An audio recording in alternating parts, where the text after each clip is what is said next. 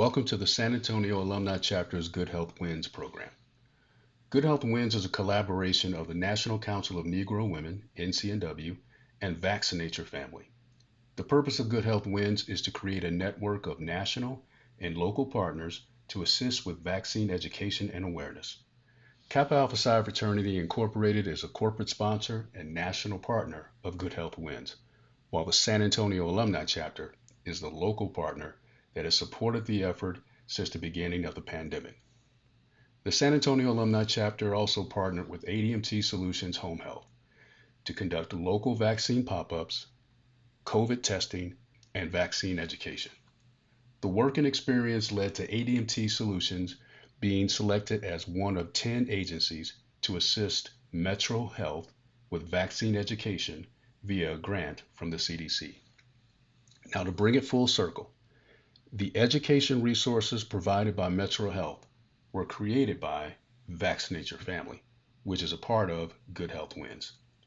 So we thank you for your participation, and we hope that after this training, you are better equipped to help with vaccine education.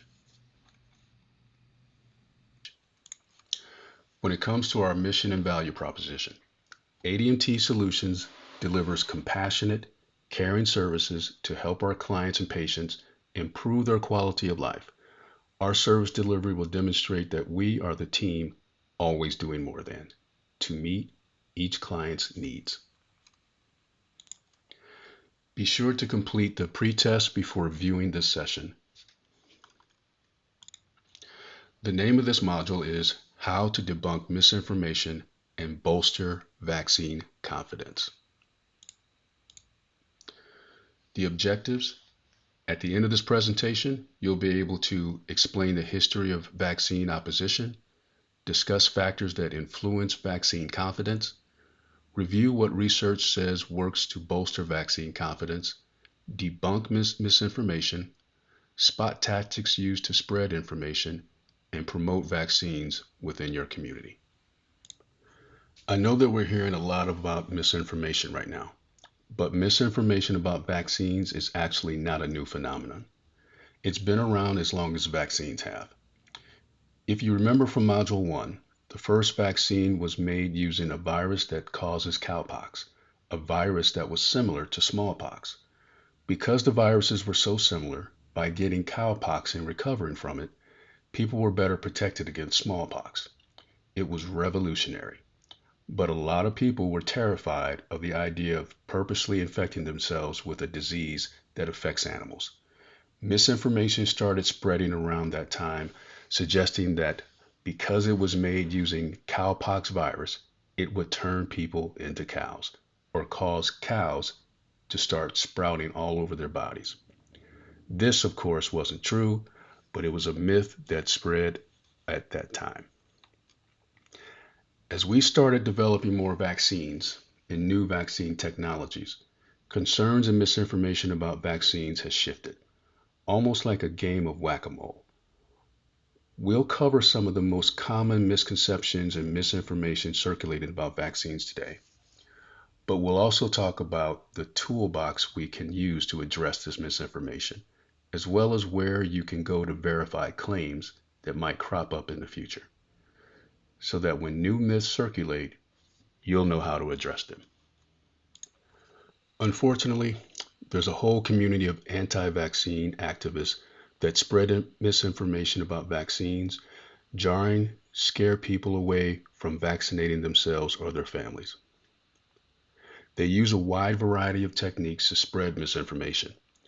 The Center for Countering Digital Hate has a great report called The Anti-Vax Playbook that outlines many of the tactics used to spread mis and disinformation. This report will be available in your handouts or links after the presentation if you're interested. But here are the screens. You can see just how some of the ways anti-vaccination activists spread this misinformation. For example, they use jarring and vivid imagery like the doll photo here. That imagery is purposely designed to spark strong emotions like anger and fear, which can cloud our judgment and make us act impulsively, like sharing an image without really verifying it's true. Another tactic used by anti-vaccine activists is to target vulnerable and mistreated populations with misinformation to gain more followers. Some groups that are often targeted by anti-vaccine activists include families who have recently lost a child. They'll sometimes bombard these families with messages encouraging them to blame vaccines for their child's death, even if there's no medical reason to believe the vaccine was behind it. Losing a child is devastating, and when these stories are shared and tied to vaccines, it can invoke strong emotional response that, again, can make people act without thinking critically about what they're seeing. Another tactic that has been gaining steam is purposefully targeting and mistreated populations, especially African Americans and Black people in the US, with this misinformation designed to prey on their trauma and misleadingly tie vaccines to the horrors of racism. These groups have often experienced racism in healthcare settings or as part of research, and anti-vaccine activists try to connect these injustices and atrocities with modern-day vaccines and vaccination policies. Unfortunately, by doing this, anti-vaccine activists are actually further hurting these communities by leaving them vulnerable to vaccine-preventable diseases. So I mentioned that misinformation isn't new, but social media has made combating it more challenging. Many of the social media platforms use algorithms to determine what you see in your news feeds and what order. And they do this by taking into account that what or who you've interacted with most in the past. The more you engage with sources of misinformation, the more likely you are to see their stuff, and it can cause a feedback loop. As I mentioned, some social media platforms have tried to take steps to limit the spread of impact of misinformation by using warning labels on the content that might be false and allowing you to report things you think that are misleading or inaccurate. But activists are very good at gaming these algorithms and mitigating strategies and hitting just the right nerves to help misinformation spread far and fast, as we see in the previous slide. So question, true or false? We should just ignore misinformation when we see it online. The answer, false. While it's true that we should limit how much we engage with misinformation on social media, we shouldn't ignore it. Instead, we should take concrete steps to combat it. As community health workers and concerned family, we have a responsibility to be on the lookout for false and misleading information about vaccines and report it. The approaches of community health workers and concerned family and friends can use to respond to misinformation will vary based on the context and their comfort level. For example, you might do something differently if you have only a minute or two to respond than you would if you had more free time. The important thing to remember, though, is that you are doing something. The more misinformation goes unchallenged, the more likely it will be seen, spread, and potentially believed, which can result in dangerous consequences. Debunking misinformation. This formula is from the Debunking Handbook and UNICEF's Vaccine Misinformation Management Field Guide. This formula leverages research and psychology and communication to craft debunking messages that could help change people's minds about misinformation.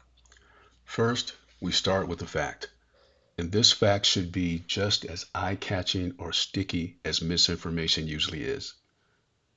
You want to get people's attention so they read on, and you want to put it at the top so that if they read is the first part before scrolling past.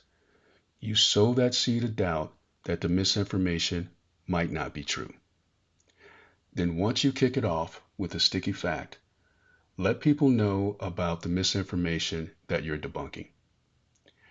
Then explain why some people believe the false claim and how we know it's not true. And then you want to end strong with the fact that you want them to remember. Then, of course, rinse and repeat. Don't be afraid to debunk often. Misinformation is hard to dislodge. Someone might need to see misinformation be debunked multiple times in multiple ways before they change their beliefs. And even then, it may take longer yet to convince them to change their behaviors, even after they stop believing the misinformation. These are some resources that community health workers and family and instructors can use to learn more about how to address and respond to misinformation online. You'll be able to see these on the ADMT Solutions Home Health Vaccine Education page as well. So question, true or false? When someone you're talking to one-on-one repeats a piece of misinformation, you should ask questions before debunking it or telling them why it's not true. The answer is true. When you're talking with someone one-on-one, jumping straight to why they're wrong can backfire and cause them to go into defense. Explain that talking to people one-on-one about vaccines often requires different approach than debunking misinformation on social media. Vaccine confidence isn't a light switch, something you have or you don't. It's a spectrum, a gradient, and one that can change over time and from one day to the next. A lot of things can influence how we feel about vaccines and whether we decide to get vaccinated. Empathy and trust are critical to building vaccine confidence. We all have reasons to believe what we believe. As community health workers and concerned, we need to use our powers of empathy to see where people are coming from so we can help reassure them and help them find accurate information that they need to take to make best decisions for themselves and their families. That's how we increase vaccine confidence, through relationships in our community, one conversation at a time. When talking about vaccines, there are some general tips that can be helpful. First of all, listen with empathy. Then ask open-ended questions such as, what are your concerns? Or how important do you think it is to protect yourself from COVID? Motivational interviewing is a great complementary skill that might be helpful for discussions. Encourage community health workers and family to look into motivational interviewing courses in your area that they are interested in learning more about. Also, ask permission before you share information as a show of respect for them and their autonomy, and to signal to them that they're an equal partner in this conversation. Help them find their reason for getting vaccinated. One way you can do this is by sharing your own. Help navigate them to vaccine services. There are many reasons someone might not be vaccinated that have more to do with access issues than misinformation. So question, true or false? When a conversation gets heated, you should try to talk as much as possible. The answer is false. This is a common conversation pitfall. If things get heated, one way to diffuse the tension is to ask questions and listen more than you speak to allow things to cool down. Here are some resources that are available for community health workers and families. If you'd like to learn more about how to combat vaccine misinformation or talk about vaccines one-on-one. And once again, this information will be available on ADMT Solutions Vaccine Education page. So that is the end of Module 3.